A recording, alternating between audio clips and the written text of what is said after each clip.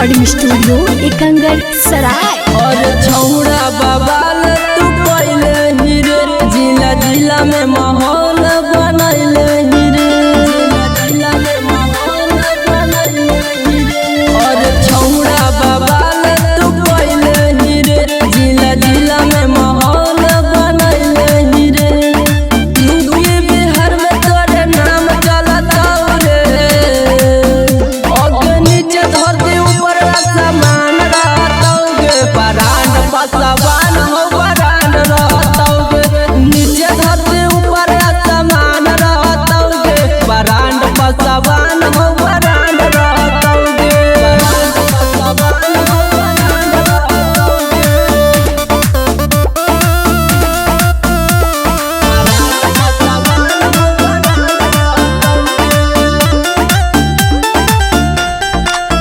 महफिला में जतिया के कोई मुकाबला में न आइतैगे नाम छा गेलै दुनिया में कि कोई टक्कर में न आइतैगे कोई टक्कर में न आइतैगे। पसवान रहे जिंदाबाद रे सब जतिया में यही एगो जतिया आजाद रे।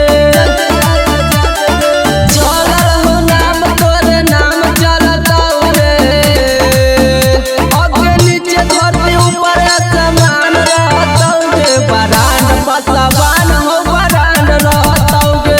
नीचे धरती ऊपर आसमान रहतौगे परान पसवान हो परान रहतौगे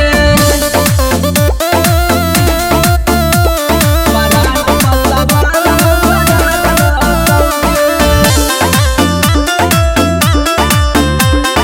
इसका रिकॉर्डिंग स्टूडियो एकंगर सराय। सब जतिया के जतिया एही जतिया हो बरांड जब चाहबै जब सिस्टम है कर देबै गे जान है कर देबै गे जान। सचिन न जाने जय राजा सब दुश्मन के देले ही सजा। तोरत कोई घमंड तोड़तौ रे अगे नीचे धरती ऊपर आसमान रहतौगे परान पसवान हो परान रहतौगे। नीचे धरती ऊपर आसमान रहतौगे परान पसवान हो परान रहतौगे। इसका रिकॉर्डिंग स्टूडियो एकंगर सराय।